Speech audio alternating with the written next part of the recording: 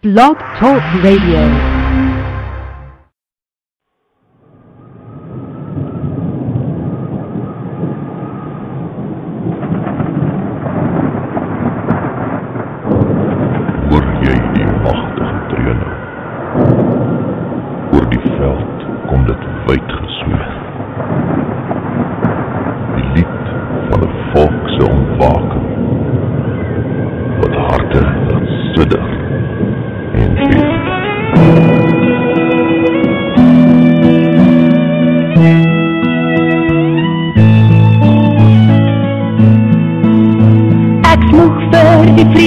Waarmee ons moet lewe, vergans en vermoord en verryp.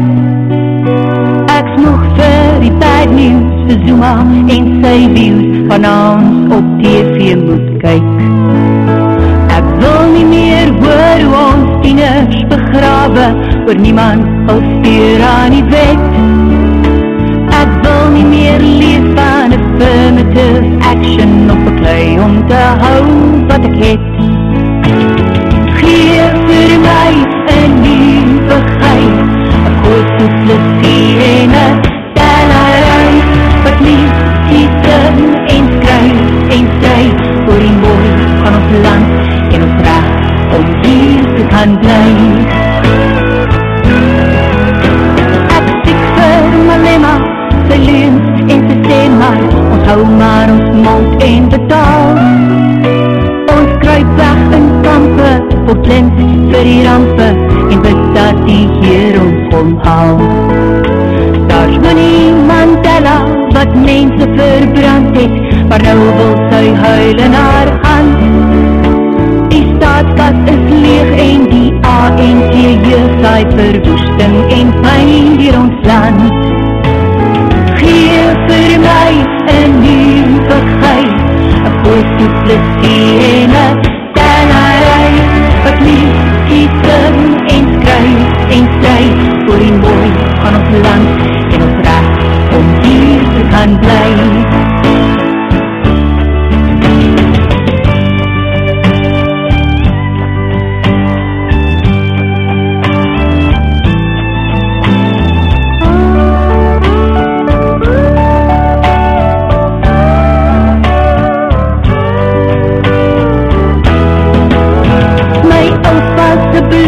Het betaal vir die grond, waar sy kinders kan bly.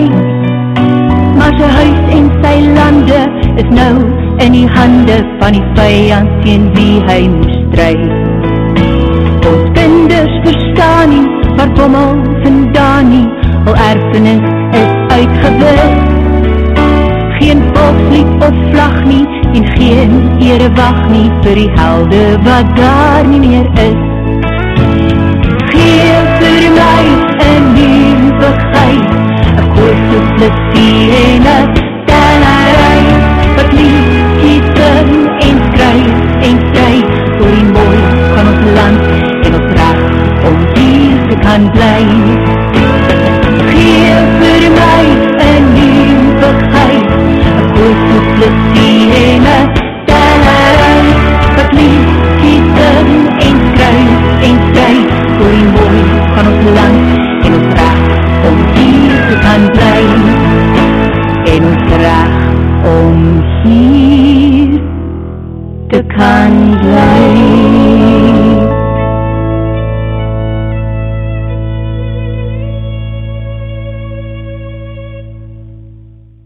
Welcome to Radio Free South Africa, brought to you courtesy of Rage Against the Regime podcast.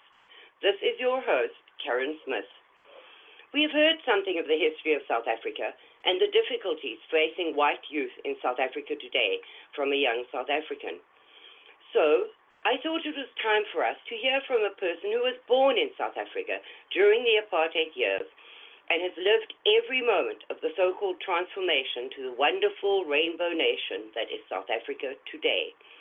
Our guest today is Maureen Dunmore, born, bred, and never really lived outside of South Africa. She is, like me, a woman, a wife, a mother, a grandmother, a normal, everyday person who has lived through the tragedies that have beset that country for the last 60 years of both our lives. Welcome, Maureen. Hello. Hi, Maureen. Welcome on the show, and thank you very much for being our guest today. Maureen, it's a pleasure. I would like to speak to you first about your history and your family's history, because if we don't know where we're coming from, we can never know where we are heading towards. So if you would tell me the history of your family and put yourself in perspective. Well, I'm from Irish extraction on my father's side. My great-great-grandfather was the only survivor of the scorched earth policy that was executed by the landlords the absent landlords in Ireland. And a family of 12 were burned out in their house together with their pets and their animals. And one youngster, who was my great-great-grandfather, was the only survivor. He went on to have 3 sons, and one of the sons left the country with his wife expectant and with 1 child. They had to change their names to leave the country safely. And my father was born on a ship outward bound to South Africa. And my father's family, the two brothers who remained, one went to Australia and one remained in Ireland. So there were not many of us left of the family at the time. And that was the British, my was father it had not? a sister. In Ireland, the British was yes, that was the British were the absentee landlords, and there was an incredible potato famine where the potatoes got infested by some molding bug, and so the Irish could not feed themselves, much less paid rent to the absentee landlords. That's correct. And my great-grandfather, they were starving. So they packed up and sold up whatever they had and managed to get money from friends and neighbors to come out to South Africa. And my grandma would tell us how difficult it was living here in the very beginning when they came to South Africa, because they were English speaking. And the English here at that time, previously, my mother's family had been in the same situation with the scorched earth policy, and my great-great-grandmother's family died in the concentration camps set up by the British and placed there to punish the Boer soldiers during the Anglo-Boer War. So my father, being an Englishman, married this Afrikaner girl, and her family ostracized her because of it. And so we as a family, as a young family, suffered greatly. At the time in South Africa, it was also very, very difficult for English-speaking people to be employed in government departments. In fact, any business that was pro-Afrikaner would not employ an English-speaking person. So we got to know poverty on a level that was very, very insidious. We slept under newspaper. We slept on cement floors. We lived in really poor housing. We didn't really get much help from the welfare department, apart from being removed from our parents for a period of 6 months. I remember being in a children's home for quite some time and not seeing my siblings. We were separated, boys one side, girls on another. So I knew poverty like very few white people can understand. I knew what it was not to have meals. I knew what it was like not to have shoes. I knew what it was like not to have a jersey, proper school uniform. We were teased and ostracized by children in our community, and also I ran the gauntlet to and from school between the Afrikaans children daily until I learned to speak the language as well and even better than some of them can. Whoa. This is a history of South Africa that is very seldom heard. And I have always felt the need to air the differences between the English and the Afrikaans in South Africa, because unless they learn to stand together, there's no hope for the white people in South Africa. Oh my goodness, Maureen, you're going to make me cry. So you're talking about it growing up during the apartheid years. And yes. Apartheid. No, go ahead. Please go ahead. Apartheid laws were initiated in 1948, and I was born in 1953. So I carry the filthy scarf of apartheid and its guilt, the shame, the accusation, the insult of it with me my entire life. For most of my childhood, we didn't understand what was going on.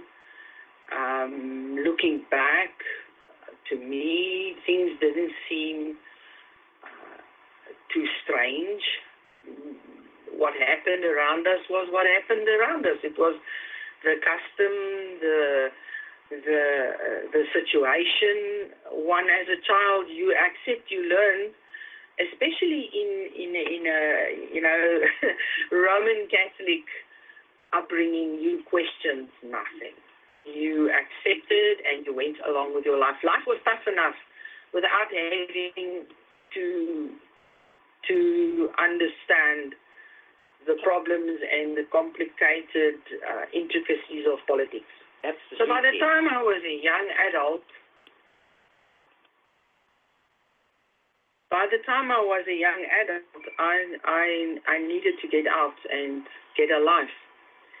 So I did go and study a little, but there wasn't really much money. Nobody paid for my studies. My parents had to work for everything that I had, and very hard for that, because being Catholic, there were 10 of us, of which 6 survived. So it was tough. It was really, really tough. There was no opportunities apart from being able to go and study at a tertiary institution.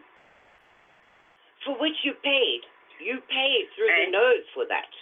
Yes, we paid. We paid very dearly for it. My family suffered to see me go to Teachers Training College. And eventually there was just no way I couldn't continue, and my parents couldn't fund my studies anymore, and I had to give it up. So I had a family. I got married and had a family, and I saved until I was 34 years old, and I went back and went and studied further. This time I went and studied art, for which my husband had to help and assist, and we even had to put our children into boarding school in order to afford for me to go and do what I needed to do and not neglect my family. So no one funded that for me. I had to do it. We had to do it. And my family had to pay the price. As time went by, the full impact of what apartheid really was about started to become something that I took note of and understood in my day-to-day relationships with the people that I met on my path, domestic workers, which, by the way, I had very few of. I had, on 3 occasions, a domestic worker to work for me. Other than that, everything was done by myself and my family.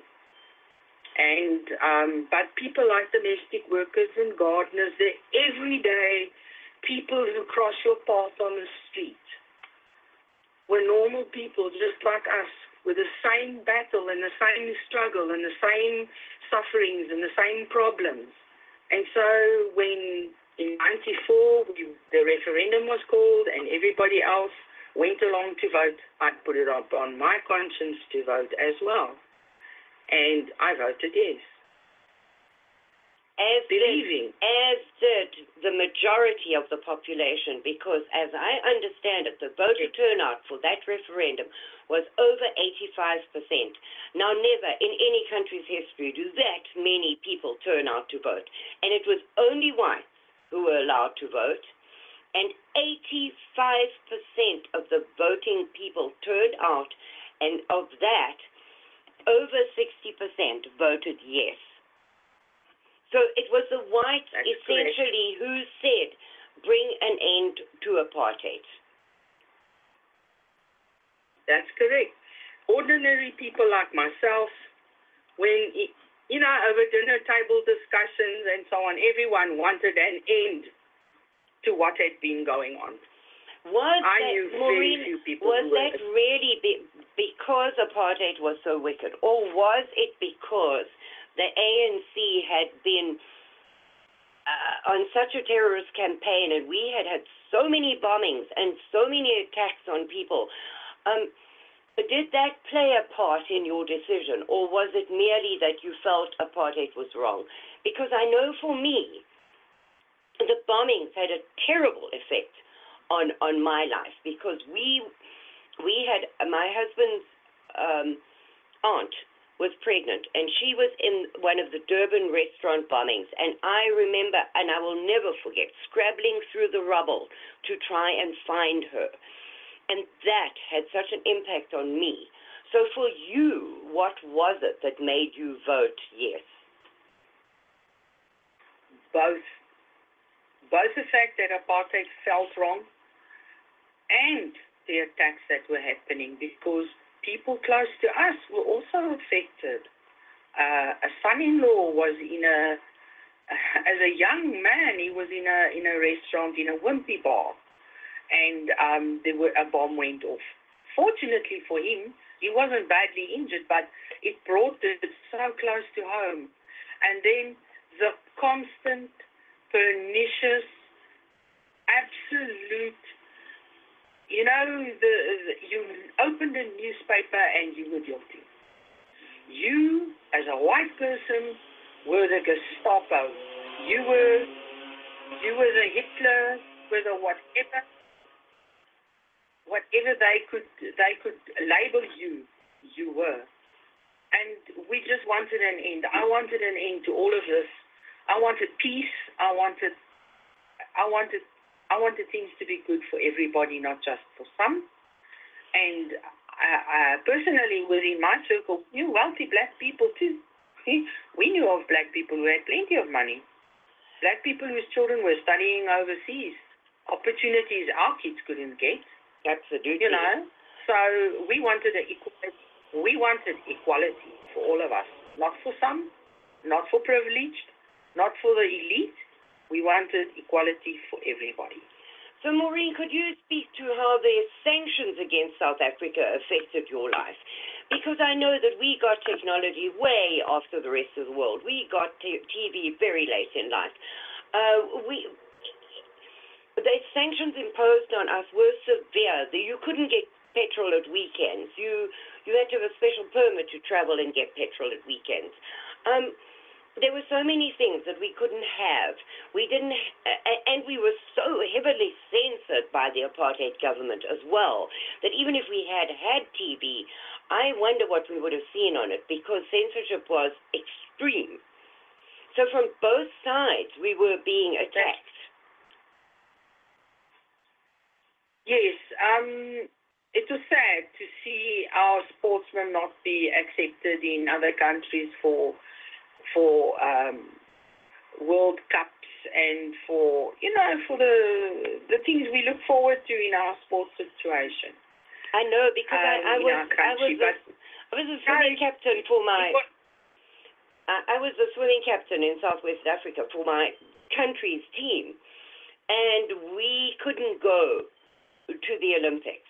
And I think that is one of the biggest things that was hurtful to me as a child, because I worked so hard to get to where I was. We swam 6 hours a day, and in the winters we ran and we trained and we practiced, and yet there was nowhere that we could get the recognition for what we had achieved. So I understand it from the sportsman's side as well. It was a terrible heartache for me. Well, for me, it was like being poor. You didn't miss it. Although I went to school with girls like Anne Fairley and Corinne Muir. So, yes, did have an impact on us. Jenny Bruce was also a school friend, golfer. I swam against Corinne Muir. Potential. Corinne Muir and I were competitors at that time. So, yes, I understand it exactly. I knew her well. Yes. Even that, my schooling, my parents worked very hard to put me into a good girls' school. As I said, my family suffered, and they gave me the opportunities they thought I deserved, and yes, I had exposure to people one wouldn't have expected to have exposure to. Yes. But to get back to the thing of how sanctions affected us, yes. In what I do, yes, there was a lot of restriction. I'm a seamstress and a leather grader by trade, and I use a lot of textiles and so on. So we never had access to beautiful beaded fabrics and things like that could be imported from overseas, because people just wouldn't send that stuff here, and people couldn't purchase that stuff. We would only get it, at the most expensive stores. Today, those items are freely and readily available in your store around the corner. Those days it wasn't. So yes, in that way, it had an impact on my life. But as I said, we wanted it to end. We wanted everybody to have equality, and it was something that we dreamed about, and. The fact that Nelson Mandela was let free out of prison was a very scary thought for a lot of white folk. People thought that the predicted night of the long knives would happen. And, yes, he had the power with a flick of a wrist to have caused the most incredible political uprising, and who knows what could have happened. But he chose not to do that. He chose to forgive, to move forward in the best interests of his country, my country. We all embraced, or tried to embrace, this new rainbow nation. He undoubtedly could have wiped out vast numbers of us before the world could have stepped in and put a stop to it. Yeah, absolutely.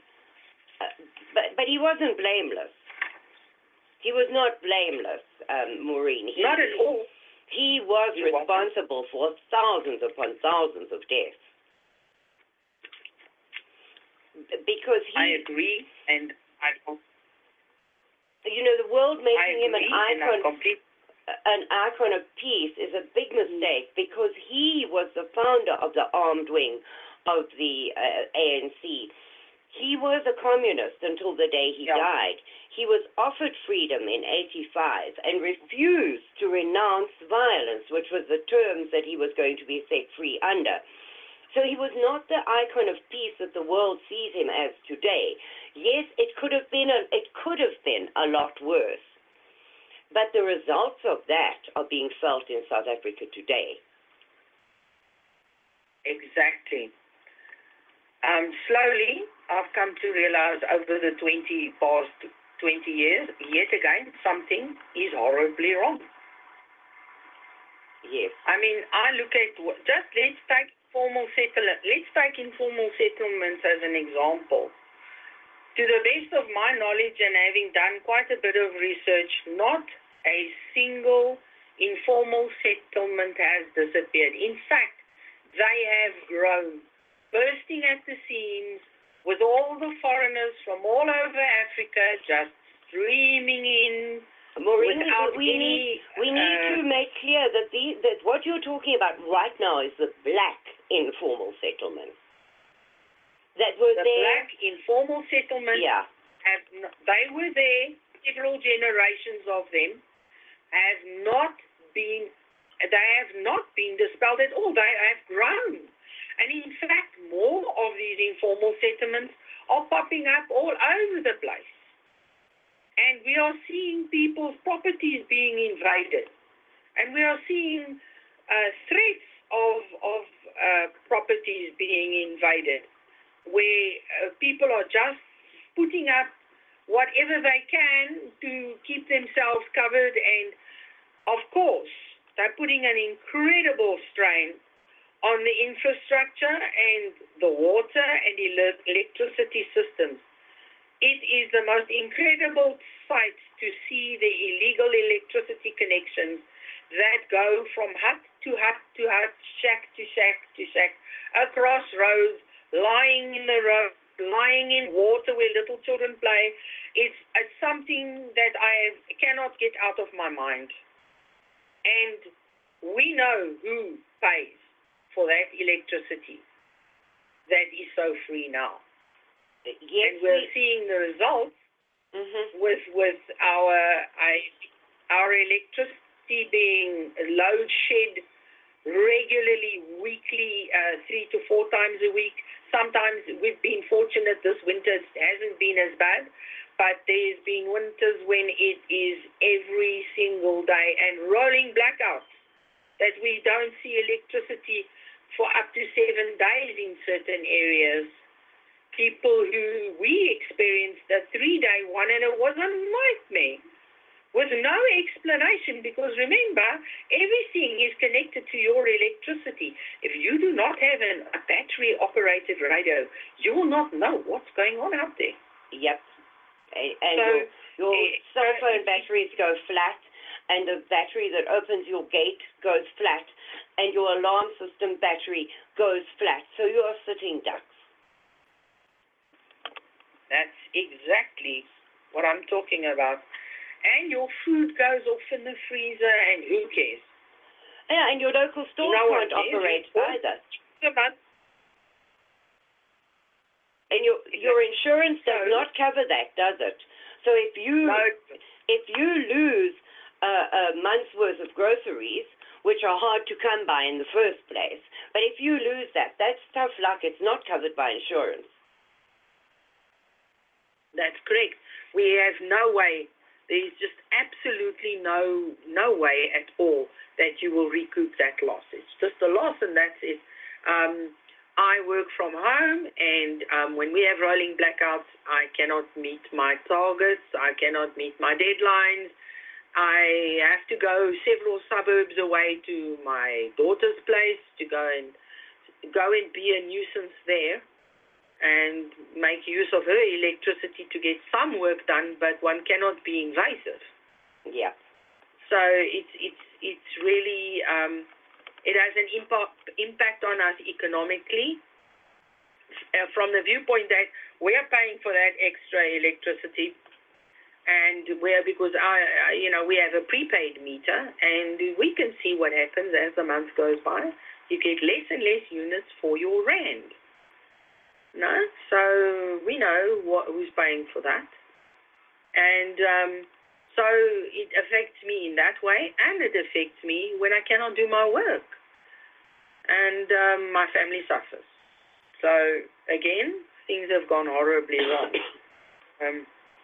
You were talking to me about the men in your family. I'd like you to speak a little bit about that, about how they struggle to get educated, and now that education is absolutely no use to them. Well, let's take my closest, is my husband. He's trained as a technician, telecommunications technician. He is one of those very rare people who has absolutely no fear of heights. So he has the added advantage that he can climb cell phone towers on the top of a hill, on the top of a tall building and do his job without fear. Wow. So, yeah, he always says when it's not the fall. No, it's not the fall. That's the problem. It's the bounce.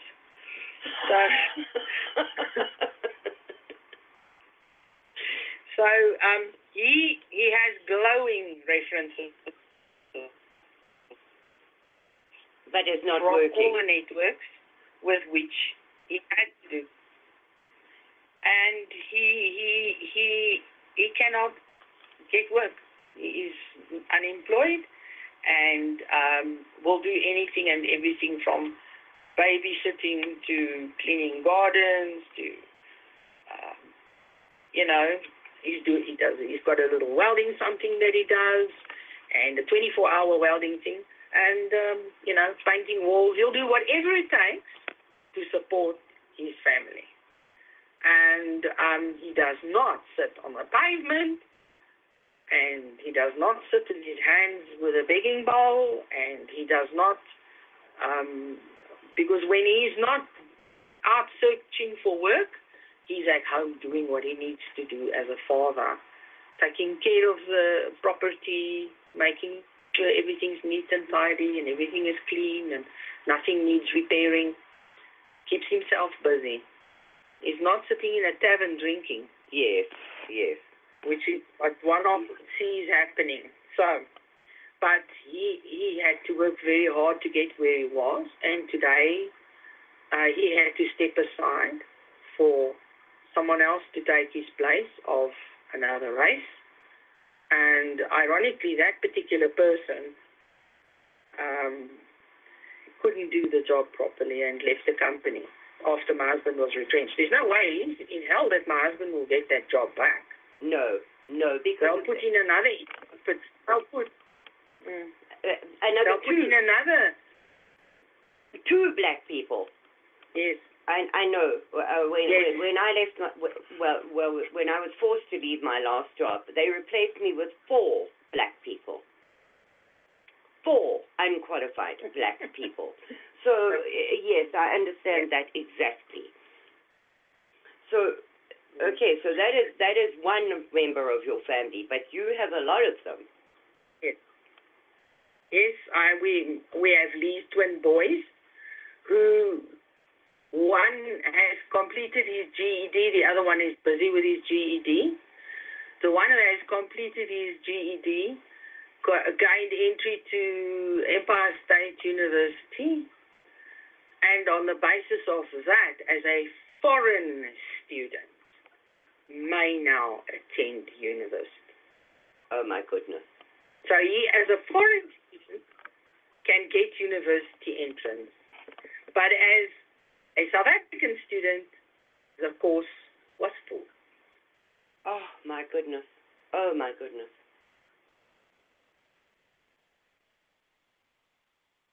So we homeschool, and our youngsters be doing the GED until such time as something else comes up so that they can gain university entrance. Had we had the funds and had he been able to raise the funds, he would have gone to New York State. They are on him every day, asking him, or at least Empire State University. But there is no way that as a white South African today, you can raise the funds for that. And that is another thing that people keep asking me, why don't they just leave? Well, you are telling us exactly why you don't leave. You don't leave because you don't have the money to.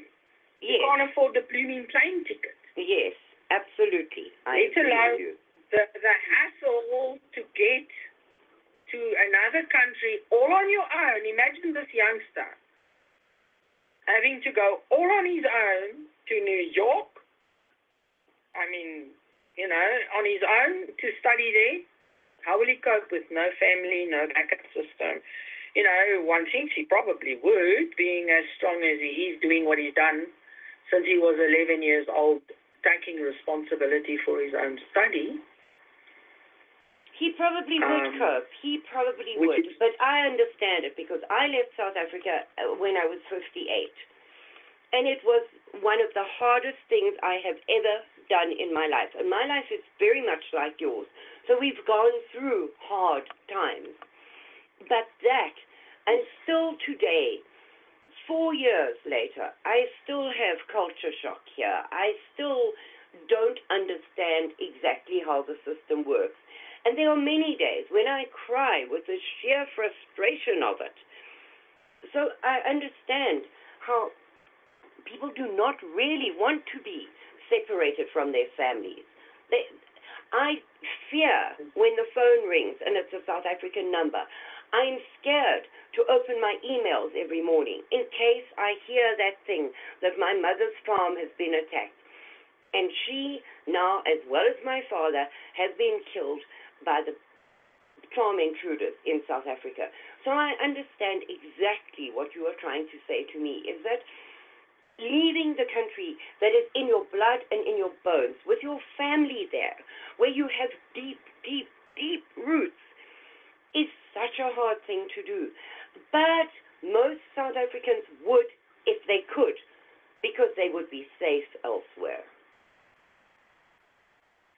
Yes, for us, I grew up playing on the street.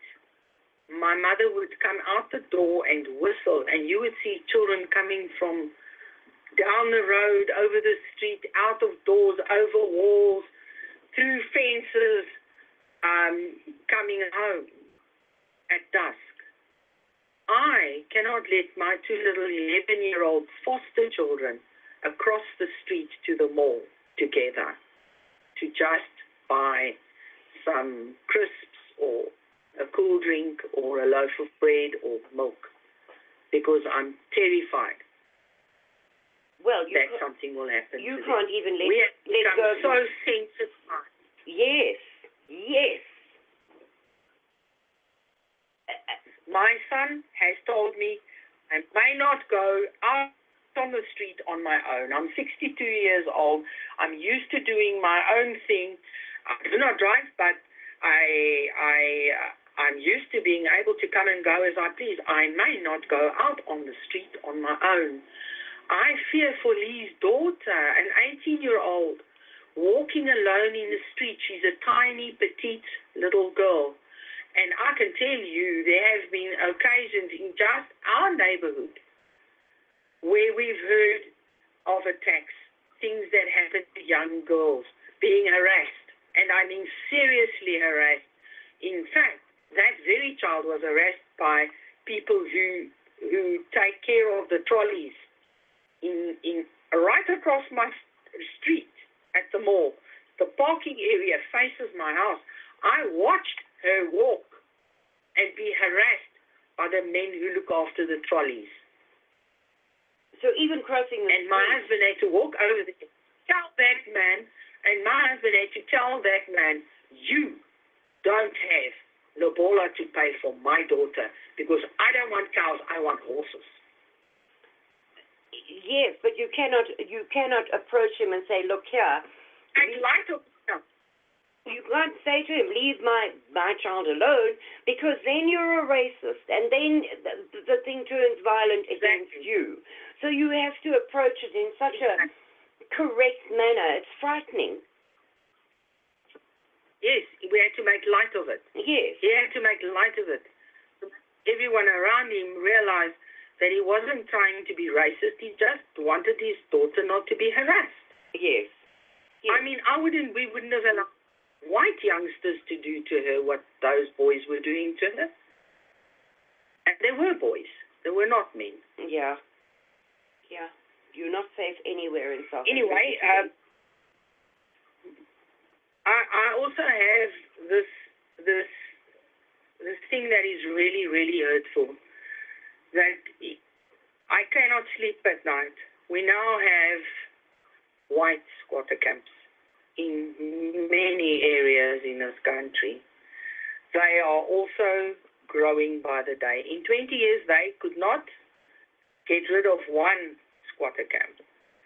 They have grown and extended, and there are extra black squatter camps. Now we have white squatter camps too.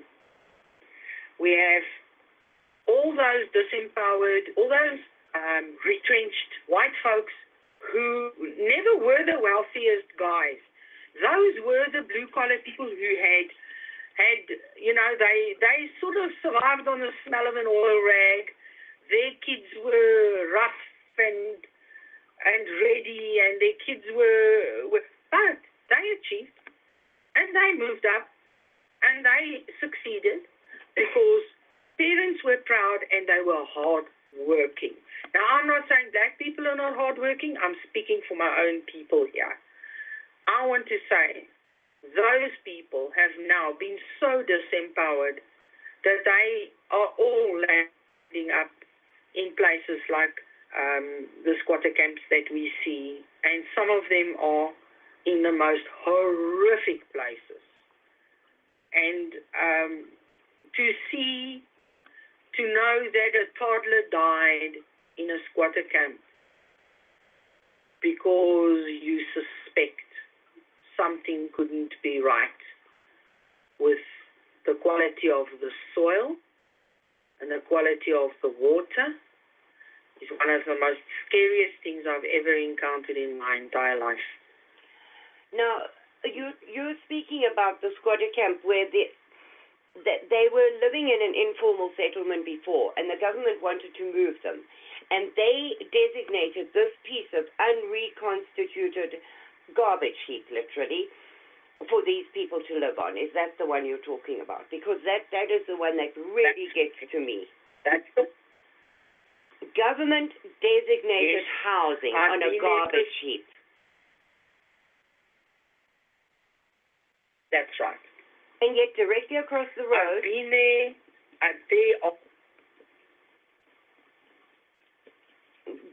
Go ahead, Maureen. There's an RDP housing.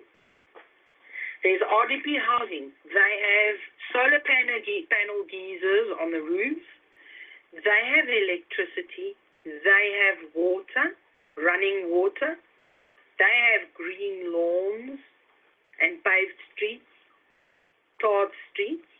And right next door, there are these white folks with a few black folk dotted in between amongst them because of relationships. And they are living on soil where there are, and I'm going to say this bluntly, used condoms, needles from syringes,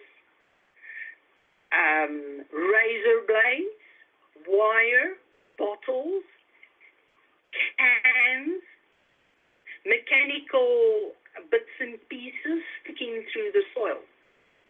To me, I was stunned when I was there a week ago to see that the children walk around barefoot, and yet everywhere there's glass, shards of glass everywhere. And yet somehow they managed to miss it. They've already learned to walk in such a way that you miss the glass. That is so sad, Maureen. So how do they play? How do you play freely? How do you run? And then, to see people like myself and many, many other white South Africans who are all pressed to keep going, donating, and then have the folks who are living in the RDP house come and stand in the queue with their Sunday go-to-meeting outfits on, stockinged up and hats, you name it, standing in the queue for the freebies. Oh, no, that is the donations terrible. For the white folks. I can show you photographs. Demanding their fair share of that. Demanding. They want their share. And we realized that this was going to create a race issue, which wasn't there. They live happily amongst each other there. They cohabitate beautifully together. I, in fact, had a black lady approach me with the question that why are these white people not toying for their rights, not to live on this heap of rubbish? Why are they so complacent and accepting of what's happening to them? Because, of course, they had to go to court to get toilets. They had to go to court to get water. And they've been to court to get permission for a play terrain and an area to put up at least some sort of creche to keep the small children educated, starting with the youngest, going up, giving them the necessary teaching. It may be rudimentary, but at least somebody wants to make the effort to lift themselves up out of that situation. Oh, my goodness. Oh, my goodness. They were denied the very first time they went to court. They were denied for the creche. Why? And then, why? Because it's a rubbish dump, they can put no permanent structure there. So, in other words, they are telling these people, you're only good enough to live on a rubbish dump, and you are also not allowed to have a floor in your hut. You're not allowed to have a paved area where it's clean for taps and things like there's no ablution area. Those latrines that they have put up there, if they smell the way they do now, I don't want to know what it's like in the summer. It's winter now here. Plus, that dump is sliding off the side of a hill. It's so obvious as you approach this camp. You can see how the little houses are perched. And when the wind comes up, it actually lifts those paper-thin corrugated iron shacks up and away over the other buildings. You fetch it streets away. Yeah, I posted pictures of that camp on the front page of this episode because I want people to realize that this is what the government considers good living for white South Africans. This is the way you should be living. Well, it's shocking. It is disgusting. I look at the mothers who have young children need to go down on the ground. We're now getting cognitive problems. Children who cannot sit. Children who cannot roll over at the stages that they are supposed to, babies that are not reaching their milepost because they cannot put that child down on the ground to play. Where must it play? On the bed, inside the shack?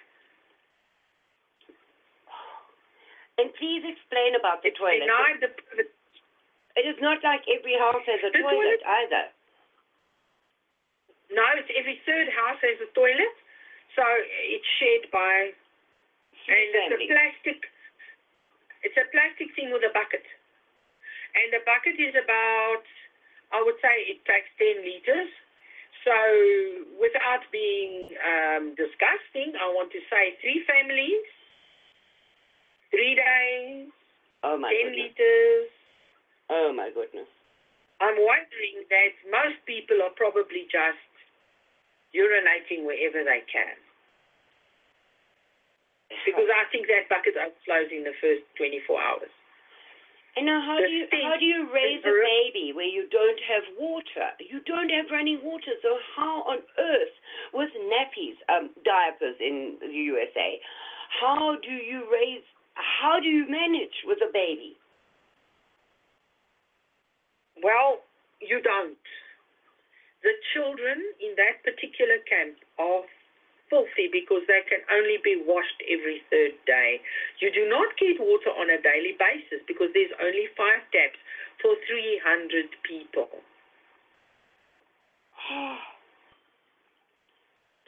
Plus, at the upper end of this camp, and it's on a slope, there is a black squatter camp that has existed there for many years, right next to this rubbish dump. And those people's runoff water runs down between the huts of the white camp, and the little children play in this water. Oh, my Lord. Oh, my Lord. The picture you're painting is just so heart-wrenching. So then what is the government doing for these people? Is there any aid for them, any hope for them whatsoever? None whatsoever. It's just what we've decided amongst ourselves, many of us, is that we cannot stand at the door of the government begging for assistance, as they clearly have been unable to reduce the numbers of the existing settlements. So we white folk are standing together and doing it for our own people. There are 119 plus race-based laws which prevent funding for any white child. We recently had 69 blankets for Mandela Day, I think, or something to that effect. Yes. And then when Mandela Day happens, you see food and blankets and schools and creches and that being, not a single white face anywhere. Because nothing is given to you if you're white. Nothing. But I know of a campaign that has been going in South Africa, initiated by a white woman, to make blankets for Mandela Day. So thousands upon thousands of white South African women were knitting and crocheting and making blankets throughout this year for Mandela people. Day. For black people. For black children, not for white. But we get accused of white people not doing anything for the black masses. Maureen, and yet I need to tell you that this show has only got 8 more minutes to run. I thought I had booked it for 2 hours, but I would really like you to come on again, because what you are telling us is heart-wrenching stuff that people need to know. So you've got approximately 5 minutes left. Please go ahead. Well, I'm sad, I'm fearful, and I'm afraid that my family will all leave because they will have the opportunities to. I cannot, and I will remain behind in the mess that is here.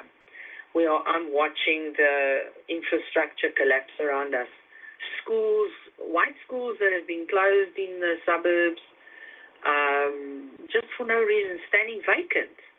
Our electricity problems, our water problems. We've got load shedding for electricity. Now we're going to have water shedding. And that's new. And, things just don't work the way they used to. And this is not a question of it was better during apartheid. Things that were whole and functioned and worked no longer work. And we're not seeing progress in the ways that we expected progress to happen. I'm not seeing less black people sitting on the street corners begging for work. I'm seeing more of them. If everything is supposed to be better for them and not for us, why is it that we've got these masses of black people who are unemployed? And what's so really, really heartbreaking is it's our own people. It's I know the languages, I know the sound of the languages, I know the people, and I know their gestures and their ways and their habits and their mannerisms. It's our own people who are sitting without work. So they're just being joined by as many whites. And more whites every day are being dispossessed. That's correct. Where I live, I get people come to my door because I do not have a fence in front of my home. And they come every day. And now it's as many white people as black that would come and knock and ask for food. Before, it would be black people. And over the last, I've lived in this house nearly 8 years, and in this 8 years, it has doubled. And it has become more white people than blacks. And yet the world is silent. Maureen? The world silent is about silent. There's no mention of what goes on in the farming areas. We don't even see it reported in our newspapers. You will see it on Facebook. You'll hear somebody was attacked, so-and-so's family was attacked, so-and-so's family. You would hear it via the grapevine. It's being suppressed. Absolutely. And all in the areas that a certain political party is campaigning. And we were offered the opportunity to go and live on a farm in a place called Ermelo. I wouldn't go there. I know what will happen to me if I go and live there. Yeah. I might have had a wonderful life there before, but I will continue to pay the exorbitant rent here in the city and take it as it comes. So, Maureen, I would like to end on this note. The charity that is supporting these people on the unreconstituted garbage heap where the government has put them, could you please just give their website and their Facebook page and how to help them? This is South African Family Relief Project, which is my charity of choice because I know the people who work there. I know that they're all volunteers. I know that they do not get paid excessive salaries. In fact, they don't get paid at all. They're doing it out of the goodness of their hearts and out of their own pockets. So if you would just give websites for that, because we're coming up to the 3-minute warning. Okay. The website is www.safrpsa.org. Shall I repeat that? Yes, please. www.safrpsa.org. That it stands for South African Family. Yeah, there you go. And then the other thing is on Facebook. You can find us as South African Family Relief Project. Yes, and we're active right across the country. We are gaining volunteers day by day. Most people say they want to help their own people. We want to help those who are not qualifying for assistance from the ANC government. Absolutely. Maureen, as I say, our time is almost up. I would like to thank you very, very much for doing this, and I would like to invite you on again in the near future. As you know, I do 3 shows, and I think that on every show, this story needs to be heard. Thank you so very, very much, and you are so brave. You are so brave. I feel like a traitor having left South Africa, although that was not my end game at all, but I am more attention to the problems in South Africa. That was the 90-second warning, people. Thank you very much, Maureen. God bless America. God bless South Africa. And God help the world that we live in today. And as always, I am playing out with my own act of defiance to those who do not pay attention to what is happening in South Africa.